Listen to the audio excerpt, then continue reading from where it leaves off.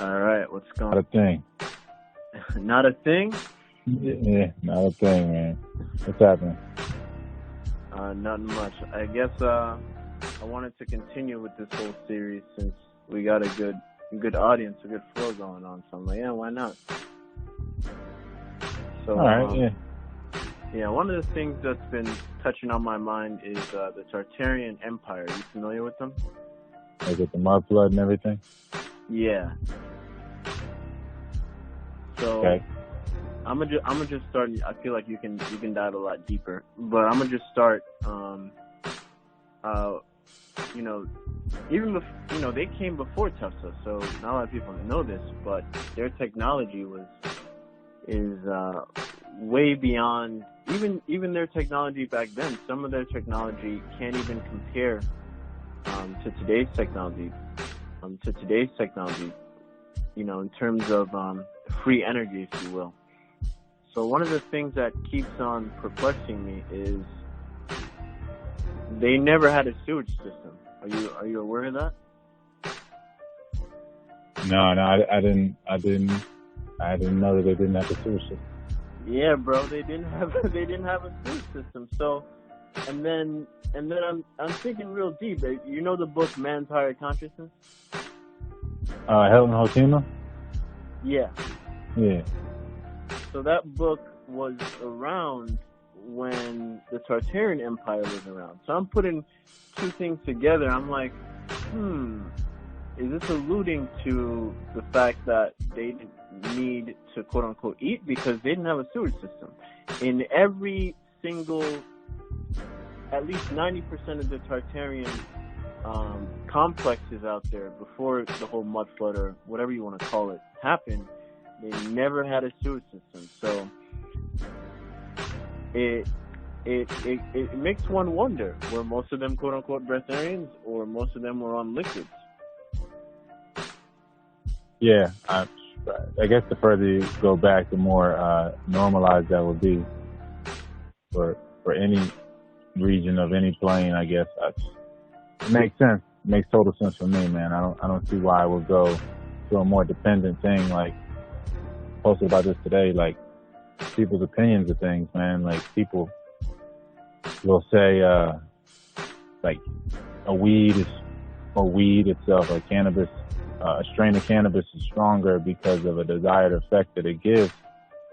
But that's like your human opinion on what strength is. But the plant itself, if it needs you to water it, then it's actually weaker. It has less intelligence, and intelligence would be energy. So, and energy is intelligence. Ultimately, if you start to remove intelligence, you're removing an energy, and if you remove an energy, you're removing intelligence. So I don't see how you can separate the two. So, needing less is definitely being more, or needing more is being less. And I definitely feel like we come from a less dependent state of being in all ways, and we're just reaching a different, I guess, the threshold of this end of the spectrum as far as dependency. I guess there's no bottom to infinity, but it seems like we're reaching a certain checkpoint as far as like dependency and how dependent we want to be right now as far as being. And intelligence definitely would be a mark of somebody that needs less. And I don't feel like we're going in a state of intelligence or going towards the state of higher intelligence if we're needing more. So I definitely feel like now we've definitely gone in this direction, or have been going in a progression of needing more. So one can only assume that we come from a state of needing much, much less. And how long has this trajectory been going on is, I guess, that's the topic of discussion really here. Yeah. So can you explain the mud flood? I feel like I don't know too much about the mud flood. I just in my perception of things in terms of the Tartarians, my perception is, I don't know, they were wiped out aggressively in a way. But go ahead with the mud flood, if you will. Man, it's funny, man, because I really feel like death is It's all about your perception. You know, where you see death from. Right. Funny thing to really, I guess, dissect, but I guess it'd be interesting for this podcast. So, if someone is like, I guess, dying egotistically or dying from a first-person perspective, you know, like from a first-person perspective, they're dying egotistically. From a third-person perspective, it might be them actually dying. And I always wonder, like, as far as like civilizations, you know, people getting wiped out and everything like that, do they experience that wipeout? Because at some level, unconsciousness has to make people wipe people out, and that wiping out is going to create unconsciousness, obviously. So, does that get retained at all, or, you know, as far as like perceiving it happen, like to us, like if the Atlanteans were here, or whoever was here, and then like they get wiped out or whatever, like to them, do they see it that way from their perspective? Like, I don't know, to us, it might look like a tribe of people get wiped out, but really they just moved on to a different plane of existence. And it's just like our perception of the light spectrum gives us, like, I guess, an explanation that makes sense for our perspective. And so I think that, yeah, like, maybe they were wiped out. Maybe they went to, you know, a lower place, a outer plane where there's possibly, you know, I guess if you're looking at it as far as like space, we have a 24-hour day, 365-day year. Mars has a longer precession, or Venus has a longer precession than the sun, and then Mars has a longer precession than that. So a place that has more physical space, as far as like this theory that I'm talking about, the cosmic egg theory. You know, if anybody's familiar with Martin Kinney, I'm saying. So Mars would be the sun at the next level down. Venus would be the moon. Since they have a longer precession, it would be more physical land and space in that place. So I think it would house bigger life forms. And maybe when it's like a golden age and a golden cosmic egg, and we can traverse all the planes, then maybe there is like huge people, really, really tiny people, or machine elves or whatever. People, all the different bodies are there interacting in some kind of harmony. And then when things kind of have to get, you know, has to be like a separation of powers. Again, like if you're looking at the government being the collective subconscious, all the constitutions are pretty much about separation of powers. But as powers got separated and they guess the different firmaments, then I guess everything, like things went to like places, I would assume that. And then whoever got caught in the middle, I guess who maybe can make it, like the semi-big people, like you see the big guys from Japan they got, and all the different big people that brought those genetics. But then like the ultra big ones, they probably had to go out to a further plane because it only made sense for them to live and to continue on. So they're probably living maybe out there where Jupiter's the moon and Saturn's the sun, where it's even more space for them to roam. And yeah, it takes 29 years for Saturn to go around, but that's a day there. So it's like relative time, and like there's no time really in it. It's just like the bodies are tuned to a perception. So it's all just the light spectrum and the different bodies that perceive this one source of light, this one beam of light ultimately.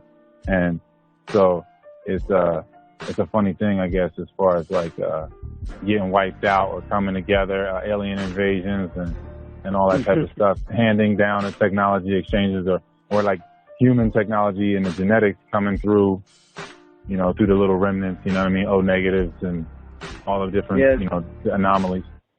Yeah, it's funny. Like, if you just look at the cell phone, like, you're telling me a human created this. Like, really? Like, what? Like, really? Like, a human created this. Like, we created this by ourselves? I highly doubt that. And people, in terms of disclosure with quote-unquote aliens, I like to call them extraterrestrials, you know, we've been communicating with them since the dawn of humanity, if you will. If you look at the African tribes, and even one thing that really blows my mind, man, in terms of civilization is the Adinkra symbols. Are you familiar with the Adinkra symbol? No, I'm not sure. Maybe I've seen it in a different way. But so the Adinkra symbols are literally, you can call them scriptures, if you will, in terms of one of the oldest African languages. But when quantum physics got really big, I think really expanded and accelerated in terms of in terms of the new findings that we have in terms of different perceptions of reality and so forth and so on. When we look at the quote unquote binary code that is reality itself, the closest thing in human history is a Dinka symbol. And if you look at a Dinka symbol, like, it's literally paintings of like different perceptions of information, and it just blows my mind because these are writings from thousands of years ago, and that's the closest thing you're telling me to what they found in quote unquote binary code in quantum reality that we know it. So when you put those two things together and you put the stories of how African tribes and leaders communicate, with different entities and extraterrestrials, if you will, it all makes sense. And one of my awakening started 2012, and one of the big proponents of my awakening was this person named Daryl Ankar, who channels a quote-unquote alien, if you will. He himself said it could be literally my higher consciousness. I don't know. And he was one of the few people who predicted 9/11. He has also proven himself to help law enforcement, if you will, find missing people. Like, he's proven himself, dramatically, if you will. So I went to a documentary screening, and in the documentary there was one take of where he sat down, and before he got in that quote unquote channel state. And if people don't know what channeling is literally, you're gaining information from a different consciousness, if you will. And however your quote unquote library is, and I'll get into library and downloads because that's what literally happened to me on December 31st. But in terms of how big your consciousness is, in terms of your own library, your quote unquote Akashic, your Akasha, if you will, depending on how big it is, how you're interpreting the information and how it's literally speaking, the information literally just speaking through you. So that is what he was, that is what he's still doing today. But in this take, in the documentary, and you're literally sitting to a bunch of scientists in the room, like, you don't know who's who in this theater, but he sat down. He sat down. You can still hear me? Yeah. Okay, cool. Someone was giving me a call. But he sat down, and they put, I think it's like an EKG meter. I could be wrong, but it's something that literally reads your brain, and it showed up one brain on one scan, right? And this was a full video shoot, if you will. And then the scientists, all right, get into that channel state. They're telling him to get into that channel state or whatever. So he got into the channel state, and then Bashar is like saying, all right, dial this frequency to so-and-so so you can read the brain meter even better and clearer. And the more tone defined that it got, you literally see another brain pop up on the meter. And when everyone saw that, like, scientists next to me were like, that's literally impossible. That just blew everyone's mind right there. And then afterwards, he said he got invited to the UN. And then sure enough, 3 days after he got invited to the UN, he went to the UN or whatever. I think whatever he said to UN officials or whatever, every single YouTube video of Bashar got taken down, like, dramatically. Now you'll see only like 3-minute videos from time to time, if you will, on YouTube. But all the 1 hour long videos that he used to have literally just got taken down afterwards. So I'm there putting pieces together. I'm like, maybe like society in general, we've been quote unquote channeling, if you will, different streams of consciousness with different streams of beings and light beings in that matter, depending on how your consciousness is. But December 31st, I did a guided meditation for the first time, laid down, went into that state of how he was expressing it, and then boom, I was sent to the quote unquote Akashic records, if you will. and I was literally led by a wolf. And, you know, being led by the wolf, the book came out, got a whole download. When I woke up, I was crying emotionally. Like, I've never experienced something like that in my whole entire life. Even on a mushroom journey or whatever, nothing I've ever seen compared to what I've experienced that day. Close enough is breathwork, if you will, because when I woke up, you know, I was such in a heightened state and in such awe, and just being able to like look at my own reality as a total different perception.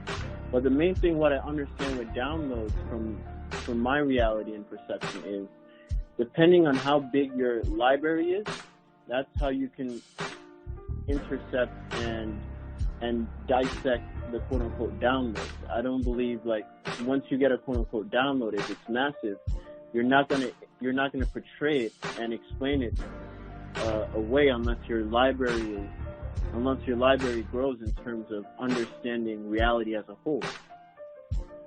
So yeah, man, it's tough when you don't have like experiences to cross-reference that. Yeah. So it just blows my mind, because when you ask, when monks get asked this pretty often too, if do they communicate with different realms of reality, and most of them say, yeah, there is literally ETs flying in the air or whatever, communicating on different planets, if you will. You know, they're literally diving into that quote unquote void. So channeling and quote unquote disclosure, I believe, has been here since the dawn of man. You know, people are just not aware of it, or don't have that certain level of perception that aliens are here, but not in the way you would think they are here, in that sense, if you get what I mean. And there's many different perceptions of quote unquote aliens, even when you're dealing with food and different types of stress on humanity, if you will, and just that different perception of where you can go in that terms of reality. Yeah, I mean, people are just really distracted, man. You know, people's identities are, people are distracted from their identities, I guess, ultimately. I don't know if that's, I guess ultimately it's the ultimate will making that happen, but people are just really distracted. So, like, if you were to be, you know, one thing is everything. So if you're a pattern maker or whatever it is, you study one thing, you're kind of studying everything.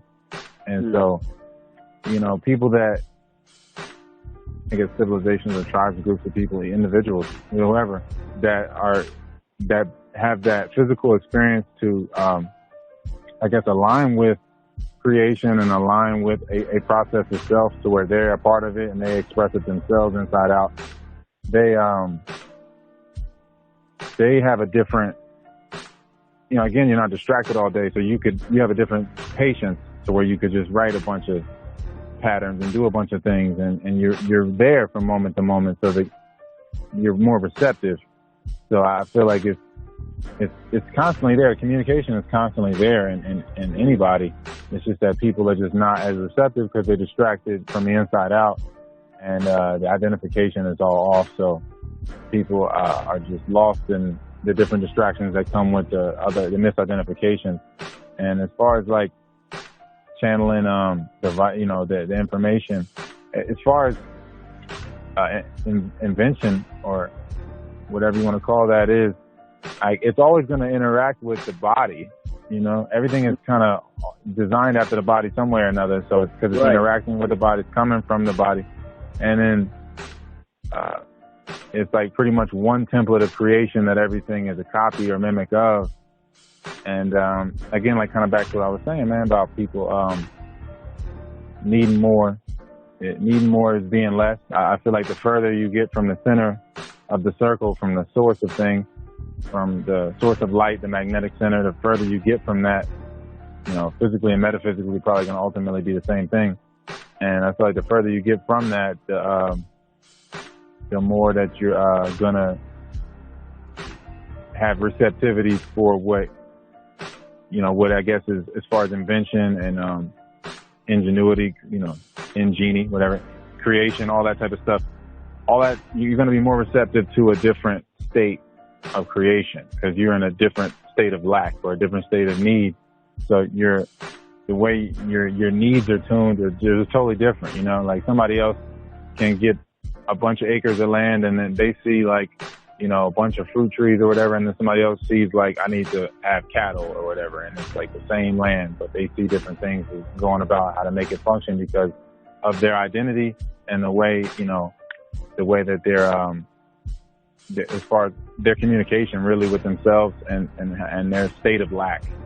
Whatever their state of lack is, it's going to bring about a different state of ingenuity. If there's a greater sense of need, then it's going to, you know, pressure bust pipes and make diamonds and all that type of stuff. So yeah, definitely, I feel like the further you get out, that's where the communication, I feel like for cell phones and all that is from that lower ring down, or maybe the furthest ring out. I don't know, the lower plane. I feel like all of that stuff is coming from further away because they would need it more because you're getting further from the source. It's like not being able to hear yourself. So you're going to need more external devices to hear yourself, you know, through other people because the telepathy's blocked. And it's like that state of oneness where there's no need for telepathy. And then that degrades, and then it's like people that are on a telepathic level, and then that degrades, and then it's like language in our heads, and now we identify with the thought, and we're thinking and talking that way. And then I guess if it just goes even further down, just fragments into just grunts and stuff like that or whatever. I don't know. But that's kind of, I guess, the pyramid of communication in a sense. And people are just, they're communicating based on their identity. The way they communicate with the world and other people has everything to do with their identity. So it's just people communicating with life from a different state of lack because they needed it. You know, when life begins to house or accommodate a more broken structure or a more needy structure, then all the things that come with that begin to manifest. You know, like, you don't even think about making a telephone or an internet if everybody's telepathic and can, you know, go through the ether and, you know, and connect in those different ways. You don't even think about those things. Like, why would I need this lesser thing? It's like if we were like somebody was thinking about using like the telegram or Morse code right now or something. Like, no one's thinking about that. Like, you know, like we're past that. So it's like, you know, it's just you're not even in that space to even think to create from that place.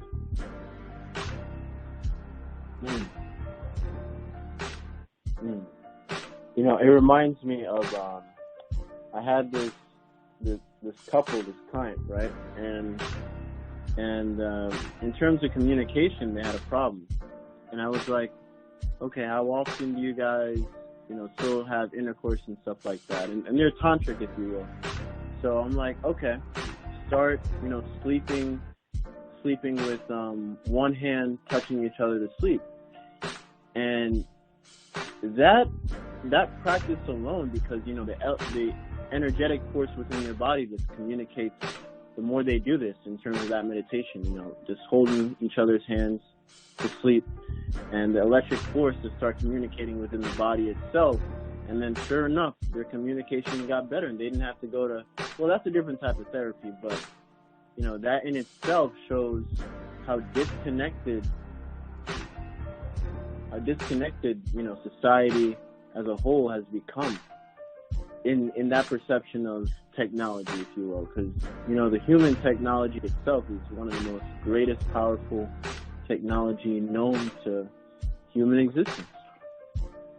Yeah, I mean, if you can't really communicate with somebody, like if they don't communicate the way you communicate with yourself, it's difficult for you to communicate together. And I don't know, as far as like sleeping with people and stuff like that, man, I mean, I like naps, but I don't like a whole night laying together. I feel like if we were in separate rooms and we have a joint dream, then it's like more gets retained, it's more significant. There's like there's less of a chance of us waking each other up. You know, we can go through the whole dream not bumping into each other, maybe our physical bodies, and then it just creates like that distance makes it to where when you do wake up and you are together, then like the touching isn't numb. It's like you ain't been touching each other for hours, and then you get up and it don't really mean nothing to touch. But if you like sleep separately, and then you dream together, you sleep separately physically, and then dream together, or see each other in dreams, and then come together when you wake up. I feel like it just makes interaction and waking life better than you know what I mean, than just sleeping together. Like I don't know. I really don't know. I feel like dreams is really like a personally tailored thing for you, and I'd rather us be separate so where we can, you know, get with ourselves so that we can be better to each other. And you know, that's just how I feel about sleeping together. And you know, I feel like even in polygamous cultures in Africa, they sleep separate. Everybody's sleeping separate. Right. I feel like it just, you know, then everybody can get their message. I don't want to block her message. You might, you know, it might help me, you know?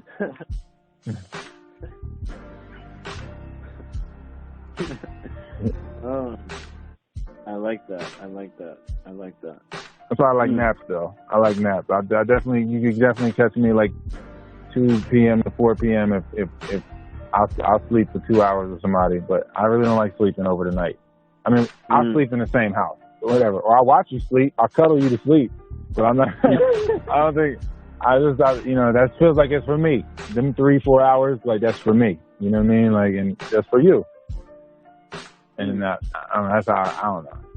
Not to draw a line in the sand, but at the same time, it's like I gotta have time for me so I can have better time. You know, so the time for you can be for you. And there's no bleeding over and stuff. I definitely agree with that. You know, that's why you know, my partner, she sleeps like, you know, flat without the pillow.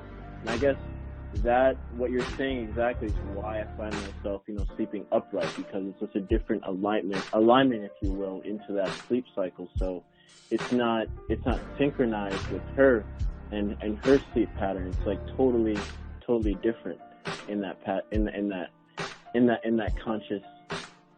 conscious realm of thinking. So I totally understand what you're saying. So I guess that's why I naturally just led to the sleeping upright. So that definitely makes sense. Yeah, it's not that I don't enjoy the physical contact, because obviously I like naps and cuddling. I cuddle you to sleep, like I was saying, but I definitely can't do the overnight thing just because, I don't know, man. It just, I just feel like I don't get to that same state of stillness like I would. You know what I mean? It's just not the same. It's not bad. Don't get me wrong. It's just not the same. I know in the past with my past girlfriends, like I'll notice them, like when they're sleeping, they'll like joke. I'm like, what's that? Yeah. You know, somebody wake you up and you're like really in the middle of some shit and you get woke up now over some dumbness. So, you know, little things like these, like people don't realize how big it has on. It plays a big factor in their whole relationships. But yeah, going to Africa, you were just saying about Africa, and you know, all this ancestral wisdom, people don't realize how powerful it really is, like sleeping in separate rooms in terms of polygamy. And going to the Medu-Neter, not a lot of people know this, but in Africa, even before the whole word Breatharianism even came to be from the Western side of things, in Africa they call it like a nete. He's a nete, or he's a Netarian, if you will. And that word stems from, you know, someone in their perception, someone who is not governed by any quote unquote isms, but believe that the spirit is not confined and it's elevated to a state where it's free to roam however one pleases. And even in Africa, people who quote unquote get to that state, you know, they all believe that at that point you can literally eat anything, if you will, but you don't need to. But that was one of the main things that I've learned over there is, you know, the nete or the Netarian gets to a certain point where, you know, their stomach is stronger than it was ever before, and they're processing different forms of energy in that state as well. But at that point, they can literally eat anything. So I just wanted to push that around with the Medu-Neter, because I think, you and Casey love to talk about that book. Yeah, I mean, it's I guess it's like at some level, it's kind of like your spiritual armor, whatever you choose. Ultimately, I feel like we're all pointing in the same direction as far as like, you know, the metanetter or the Medunater, whatever you want to call it. It's that book is heavy, got a heavy influence, or I guess that foundation of the book will be the Patnateru, and that's where we're getting Kabbalah and the Tree of Life from. And I feel like that's like the template for creation, that everything is coming from. That's the pattern of creation, from left dense to dense. And it's just, you know, what people call sacred geometry or whatever. And you can see throughout the years of that ideal or ID that it got broken into pieces more and more. You know, you got the Patnateru that has a sphere that's above the Osar sphere. And then you go to the Kabbalah, that sphere is missing. And then, you know, you know, some Kabbalahs have the Ak or whatever, that center sphere. Some don't. So it's like just missing points, you know, the further you go back as far as this pattern of creation that we're all that we're all being and observing. So, yeah, the Meduna there is definitely, it's just like your armor, I guess. Once you get acquainted with the Patnateru and all the 11 laws and everything, then it's pretty much like,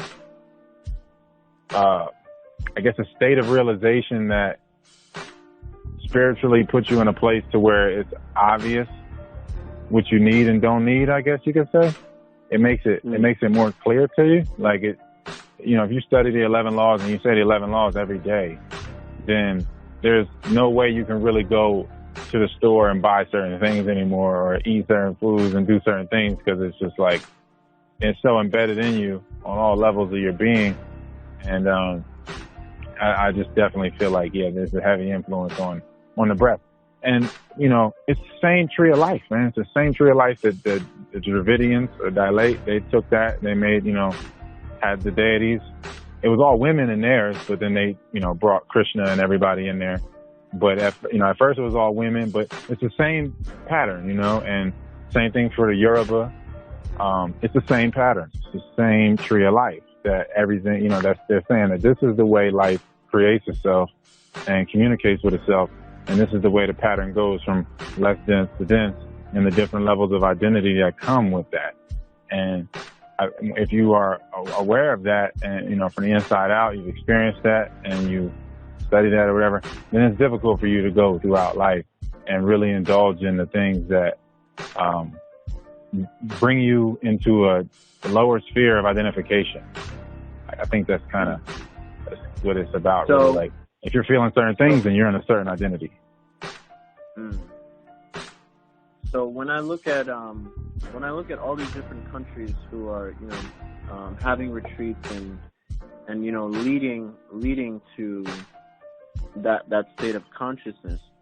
When I look at Africa, though, it's one of the main places that is lacking, but it's growing there in terms of consciousness. Now we're seeing, you know, groups and tours going to Egypt, doing certain types of yoga retreats, but it's slowly growing versus, you know, what we see in Europe, what we see in the Spanish world.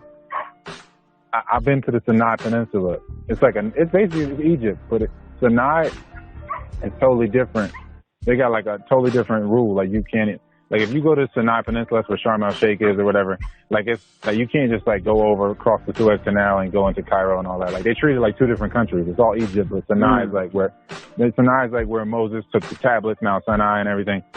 Sinai Peninsula, when I was taking the bus through Sinai, I seen it, alchemy clinics, breatharian clinics all across the Red Sea, like all down it. It's just yoga clinic, you know what I mean? But it's just not that only certain people knew. A lot of Germans was going.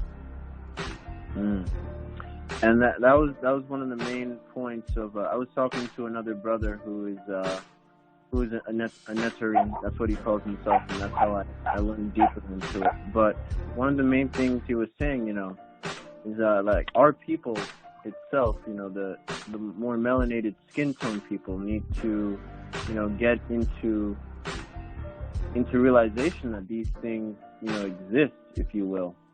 And And it's so funny how, you know, the breath is on the rise, and consciousness is on the rise.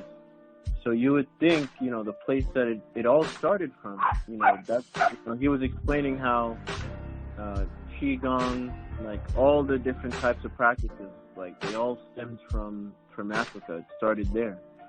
And, you know, when I look at the center of the earth and all those theories, I really just think of Africa as being the center of the earth, if you will, because if the first human was found there, it just makes sense that there's some cosmic intelligence that is deep within Africa. And if you look at certain African presidents and their offspring, I forgot which one in particular, but they got like 10 feet tall daughters and sons. So I'm like looking at it like that. I'm like, like it's all making sense in terms of the, you know, how life is so connected to the quote unquote source out there.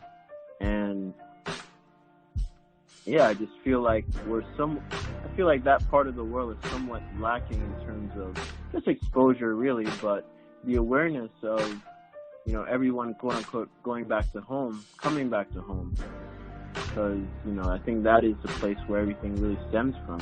Qigong, Qi, Qi, you know, all these different practices that we know come from, or we might think come from other places, really stem from Africa, all the way to Kemetic yoga. I mean, I don't think that there's any school of thought that puts black as a lower tier. You know, like look at the black belt. You know, look at black nobility, black knight. Everybody was black at one point. You know what I'm saying? Like everybody. Right. You know, like, you know. So I don't know. You know, I don't know. But black people was everywhere. I feel like definitely a good germination center was Africa, obviously, if not the first one.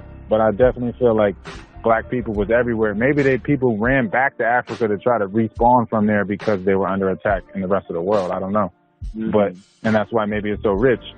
But I feel like that everywhere was black, though. You know what I mean? Like I don't know if you could say, you know, I don't know. I don't know how this thing played out as far as the land, if it was a deluge and it was one landmass and then it split into a bunch of land masses. I don't know. But definitely, yeah, I don't feel like any area of the world is going to look at it has black as something that's not in high value in the system itself. Mm. You know, even the black pope is the one that's calling the shots. So it's like, you know, it's like, you're right there. You know, it's like you know what, it's just wild when you think about like the things you're looking at and like how it's ultimately, even like the Baphomet and all that shit, it's just West African culture that they just demonize and make people, you know, not like it because, you know, one man God is another man's devil, and if they get you demonizing it, then you never get back to where you come from. And I forgot you made like an overall point though there. Something about Africa, I forgot. You know what I mean? Yeah, I just really like going in on that though, like as far as the cultures of the world, they always put the black is definitely the higher rung. And it's better. Oh, that's the point you was making. It's always better. You know, whatever is good for black people is good for everybody on earth. You know what I mean? If black people are subdued, then the whole world sucks. So like, I don't know, if you had more people breathing, more black people breathing, we definitely have a huge, growing pains or detox purge period or whatever. But on the other side of that, more black people breathing would be a crazy, I don't want to say renaissance because it's like a European word, but we'd have like we'd have a crazy, you know, either way, whatever. I like to say remembering. Yeah. Or this Garnet Silk song. I saw Zion in a vision. Or you want to call it Zion? Hello. Yeah. If you want to call it, I was saying it reminds me of this Garnet Silk song. You know, the quote goes, "I saw Zion in a vision." So maybe, you know, good remembrance. You know, we're all remembering, getting back to that point of remembering Zion and harmonizing with that memory. Yeah, man. And then everything just got flipped. Yeah, and everything got flipped, and Zion backwards is noise, and there's just distraction. You know what I mean? Like that's the Zionists now are like really the noises, and really, you know, they're pretty much just the distractions. They run the media, so Right. it's just funny how it is. Like, and everything's perfect though. Everything's the way it's supposed to be, but it's just funny when you, I guess, break it down. But what I was gonna say, yeah, as far as like, you know, if you just had more black people breathing, it would just, I don't know, this would be a totally different world, man. It'd really be just, you know, peace on earth probably. But, you know, that's why I feel like there's definitely that push to get black people the vaccine, like Melinda Gates was saying. They want black people to get the vaccine first. Because I feel like with the melanin becoming more activated and not being as dormant, and especially in this year, by the end of this year, I feel like if they get as many black people as chemically compromised as possible, it'll bog down that, you know, that rejuvenation process that's coming, and all that activation of the melanin will kind of get delayed. And I feel like that'll give them like feel like that's their out. The people that have been doing the foul things in the world, I feel like it's all coming out and it's all being exposed now, and they have to create as much chaos as possible for them to dip to a lower plane.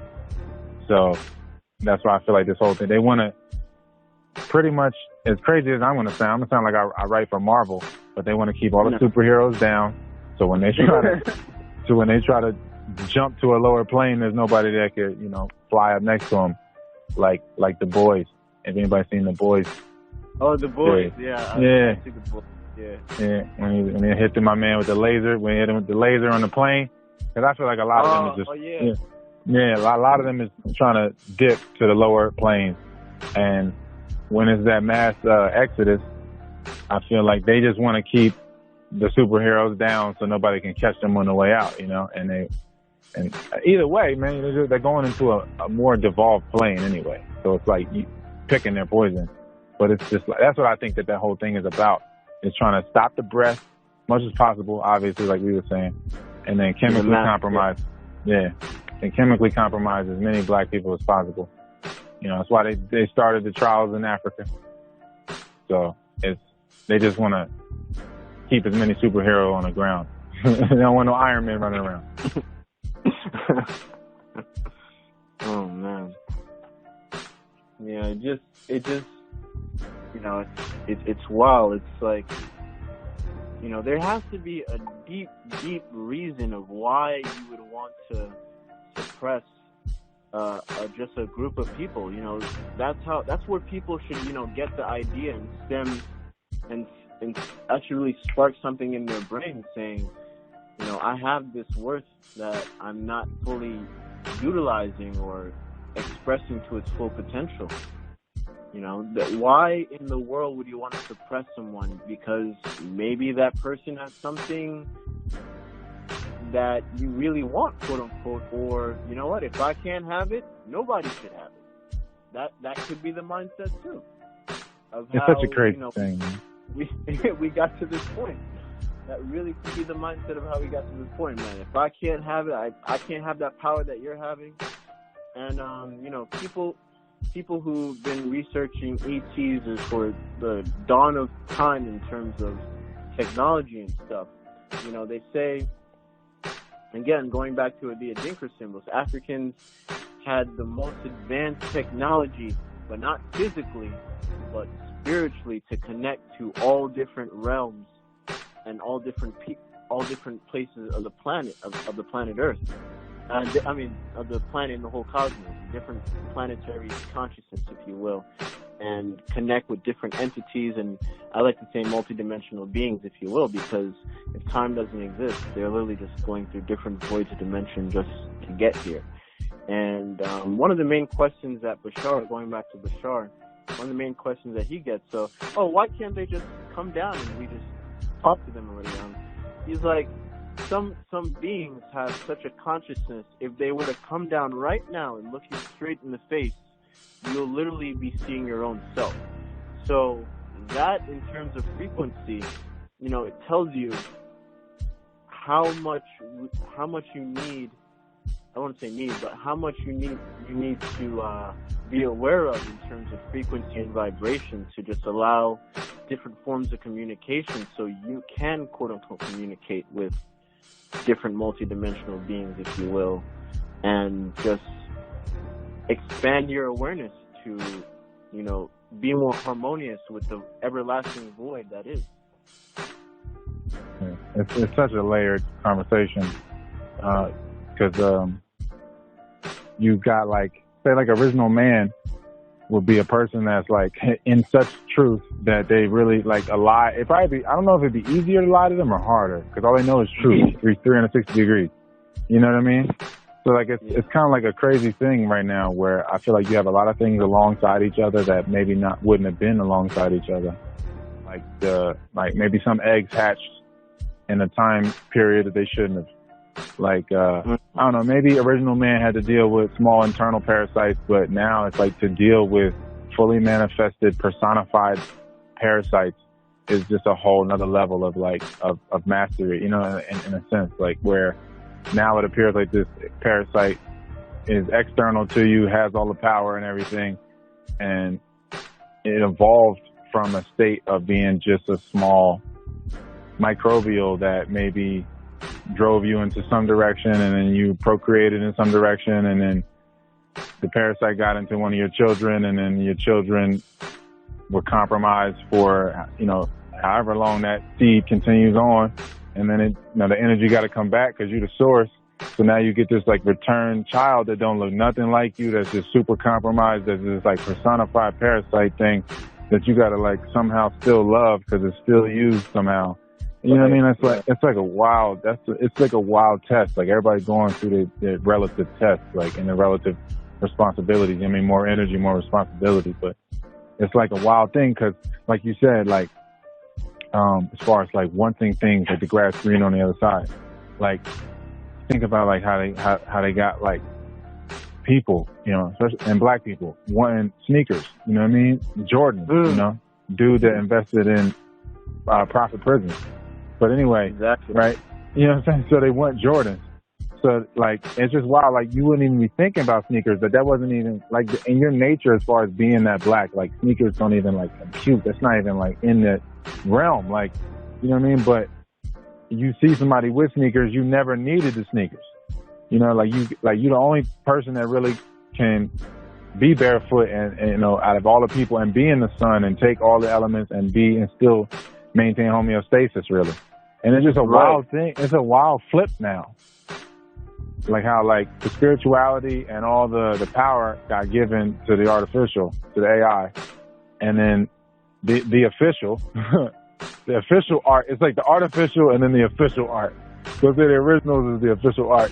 They like, you know, they have everything and they gave it for the things they didn't need. And I guess that's always a cycle, you know what I mean? Like people trying to get things they don't need. And then it's just crazy because like life started to accommodate for a being that needed shoes or whatever and all that. And like life started to bend with that. Like, cause the consciousness is like, you know, life is aware of what you're aware of and shit. So like if your consciousness continues to dwindle, then life is saying like, okay, well, the playing field is in this place because this is it, you know, and the energy stays respective to that as far as like punishments and rewards and all that. So like it's a wild thing, like as far as like the quantum sense of like overlapping realities of people of all colors and creeds or whatever, and all different spiritual makeups and backgrounds and everybody interfacing, and they have different stages of development and different ideas of need based on, you know, they're called, you know, their connection. You know, they're really going to come down to that God Wi-Fi signal, that breath connection cultivation, really. And the people that have it the most are the people that can breathe the most, so they have less physical needs. But then I guess what comes with that, what matches that ability is going to be greater adversity to cultivate an even more divine nature. To, you know what I mean? To continue, the challenge has got to be relative to continue to cultivate a higher divinity or more pure divinity. So it's like, it's a wild thing to see, man. Like as far as the whole spectrum, seeing people going through the same exact things, but in a tailored way, you know, based on their perception of need. It's wild.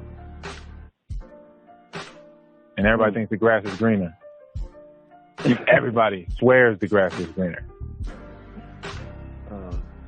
People barely even know that grass is more of it's actually a man-made thing. You know. Yeah. And that goes into forests of the world and stuff like that. But maybe that's a different topic for another day. Sure. Yeah. So going back to what you were saying about, you know, barefoot and you know, being connected, if you will. So it just perplexes me that people don't know about earthing, at least, you know. And the CIA just announced, just came out, you know, acknowledging that we do live in a quote unquote holographic universe, by the way.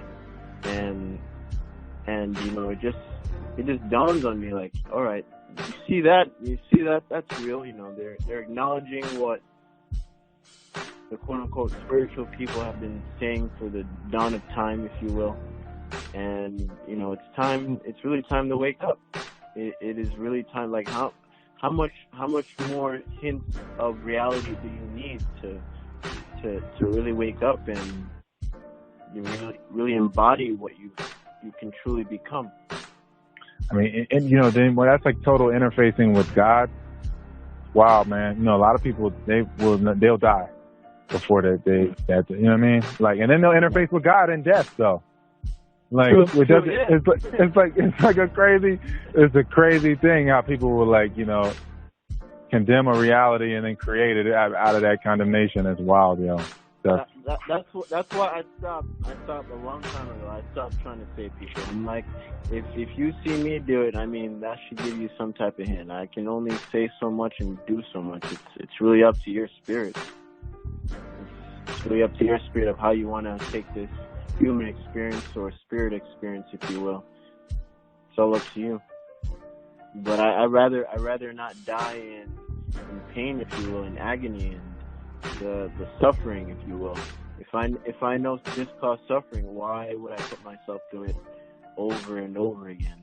Everybody going through this crazy psyop. Of like grass is green on the other side, and that there's a privilege in advancing into the illusion.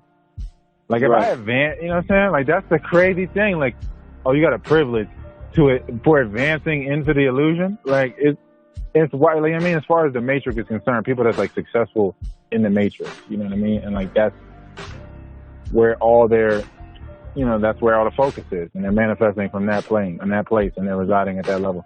It's like, man, like, it's like, that's not really a privilege. That's a crazy psyop, you know, like, as far as where people are, where everyone swears that somebody else is doing better because of the matrix that we're being subjected to, like, you know, seeing other people supposedly succeed. And, you know, I have this one friend that, you know, finally got to the point where he can go anywhere he wants, buy any car he wants. You know, he bought like 2 cars at this point, supercars. And, you know, I already enjoyed that life, as fast as it was. I already enjoyed that life of, you know, being in the car world, if you will, and, you know, playing with supercars. But, you know, one thing that really hit me, you know, he called me the other day. He's like, man, you know, I wish I had more things to do, blah, blah, blah. I'm like, bro, go out and touch the water, travel somewhere, like do but something. see, their nervous system. Yeah. Their nervous system's messed up, man. Yeah. Next thing you know, he just goes and buys another car instead. I'm like, you could have traveled. You could have did X, Y, and Z. And it's just going back to the whole Matrix concept. It's like the Matrix gave you a box, and it's like the highest, you know, the height of the box. But in reality, there is no height for the box. There is no box to begin with anyway. They just told you there was a box, and you're literally going corner to corner in the box and not seeing the full spectrum of life, if you will. And you just feel, going back what you were saying, you were going to say in the nervous system, I'll let you go in a little bit, but yeah, it's like you're suffocating yourself to the, you know, limiting yourself to the full spectrum of what life really has to offer, and that's the divine essence. One of the main things that really sparked me in this whole Breatharian journey, or Netarian journey, if you will, is what's the main purpose of why you went in it. And my thing was divinity over longevity. Like, my whole mindset was to experience divinity to its full expression, if you will, and longevity is just a byproduct of it. If it is there, if you will. Like, I could care less about longevity. Divinity, expressing into divinity what it fully has to offer, longevity will eventually become a byproduct anyway, because that is part of divinity. And divinity, there's no limit on divinity. Longevity, there's an expiration date, if you will. But divinity has no expiration date. But what you were saying about the nervous system? No, like you were saying about earthing and everything, man. Like, if they were to go, like you told the guy to go touch, being around like a lake or something, touch some real water, put his feet on the ground. If you're really to go do something like that, man, like you're going to get your nervous system back online, and then you're going to start having to deal with those emotions and everything. The more you do it, I mean, like at this point, I really don't even feel as good. Like, I feel like more scatterbrained if I don't get my feet on the ground, like thoroughly throughout the day. Like, I don't feel, it's all off. Like, everything's off. And so I always just, I guess it's the type of thing, with the detox symptoms. Like, when you want to throw up and you got to throw up, you need to do it, and you'll feel better when you do it, but you just don't do it because I don't feel totally bad in this place where I'm clenching, but I'm not feeling, what I'm going to have to go through when I throw up. So people they feel that whole process of like getting out of bed and going to throw up, but you feel way better after it. And I feel like when you start doing things like earthing and natural things and breathing, then you're gonna purge everything, for love to reside, it's gonna push everything else out, and then up and out. So that's people just don't want to go through that process. So it's like, I'll just get another car, man. You know what I mean? I stuck this problem. You know what I mean? I don't want to feel these feelings. Exactly. It's just a form of escapism, if you will. And it's a way to master both. It's got to be a way to master both. You have to have no attachment, though. Yeah, exactly. Yeah, there is. It's just full bliss at that point, because money is just another energy, but people don't really realize that in itself. So, people say, breatharians, if you will, or people who do breath work or into too much meditation or whatever, you don't relate to, or you're not too much, quote unquote, grounded, if you will, into reality. I'm like, in actuality, you're more in your body if you are on that path of cleansing and the breatharian path, if you will. You're more in your body, if anything. You're more aware that over there, that person is actually breathing like this. Like, you're more aware, you're more grounded, if anything. So it's beyond me that someone says, you're not grounded if you're a breatharian in terms of food. I mean, you're more grounded than anything, in my opinion. Yeah, the alignment. If you're more in alignment with your body, you definitely you're feeling more. The thoughts are coming slower, so they're more clear, and you're definitely more present in the moment. It's just that people at different stages of detox are going to be in, I guess, partial presence, because they're, part of their body is suffering. And they might not want to go through with all the suffering on this path. It took, I took the integral way. I went slowly and surely. I didn't force myself or anything. So, not a lot of people would want to weather that storm, if you will. And that's when their whole perception starts falling apart, and then different types of stress start to come up, and different perceptions of stress will come up and creep in different ways, to the point where, I'll go back to eating 3 times a day, or whatever it is, going back to my old life. But in my mind, I'm like, you literally been eating most of your life anyway. So what's like 2 years in this process really gonna do to you? Yeah, like you're not missing anything. You're not. You can always go back if you really think that it's. You know, like it's always gonna be here. Like that's the thing. You know, it's always gonna be. That's kind of what helped me quit weed. Was like, yeah, it's never going away. Like I don't think I could even like. At this point, like weed is so prevalent, that, you know, it'd be like difficult to not be. It's just around all the time. So how do you not? Right. Like, you know what I mean? Like if these things are going to be around, the earth is going to keep producing these things. And if it did stop, I need to be in a position to where I don't need it anyway. Mm. And it's so funny you said that. If it does stop, apparently now there's a growing talk about food depletion. So. I mean, now is the best time to cleanse where, you know, certain points in your day where you feel like, oh, I used to be hungry at this point. I don't need this. I don't need this stimulant. And it's just I feel like it's going to creep up on everybody sooner or later. But going back to the idea if technology, if that solar flare would have happened, come later this year, or a big outage would have happened, I feel like that's really a waking point for if we're still breathing in as deep, and if most society is, you know, slowly but surely waking up and acting. Going back to Africa as well, there was one leader who had tons of COVID-19 test kits come in, and he said, "You know what? Let's test it on Tanzania." Yeah, yeah, the Tanzania. So when I looked at that, I'm like, you know what? Africa is waking up to the certain point where they're even talking about, you know, all different parts of Africa really needs to come together and banish the English language, if you will, and, you know, start getting back to more of their roots.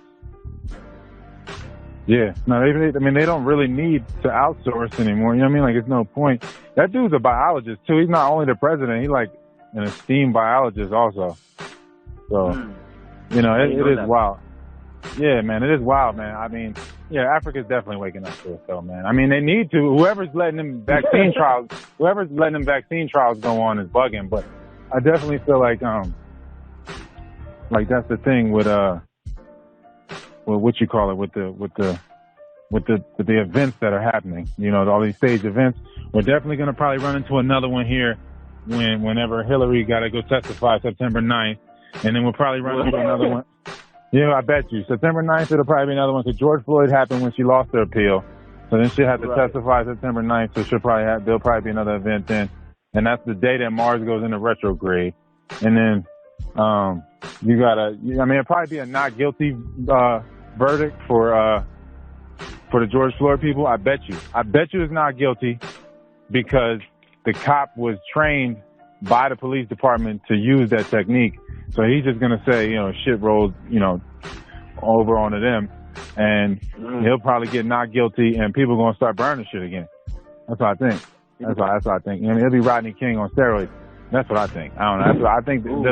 That'll be a day. They'll be doing that. I don't know if that'll line up at the same time, but that'll be a day, and definitely Hillary. So there you go. We got at least two more events. It's interesting you said that, because, you know, that they made that the main point of quote unquote police reform, if anything, to stop using the chokehold. So it's really interesting you said exactly that, and I think that may be the biggest point of all. Be like, y'all taught me this, so I used it. What now? Yeah, that's what I think. I think he's just gonna get off, and it was all a big setup so that they could dismantle the police. As many different, you know, and people will be clamoring to do that all over the country, maybe, and it'll be right around local elections too at that time, not just the national elections.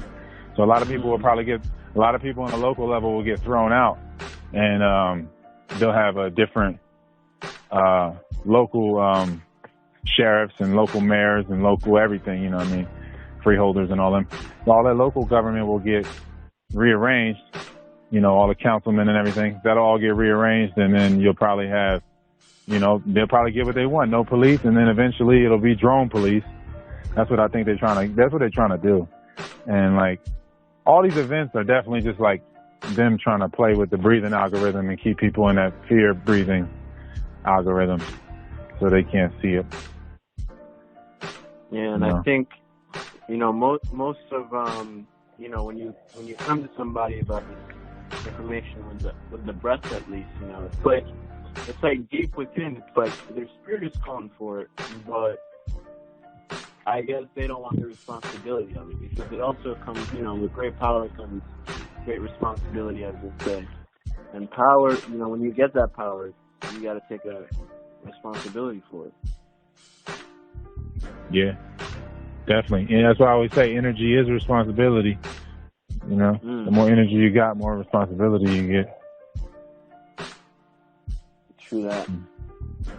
All right, brother. I'm gonna let you go. I want to say thank you for sharing the breath and the wisdom. All right, yeah, man. Word. I guess shoot this to me, man. Have a good one, man. Be easy out here. The rest of 2020. Word.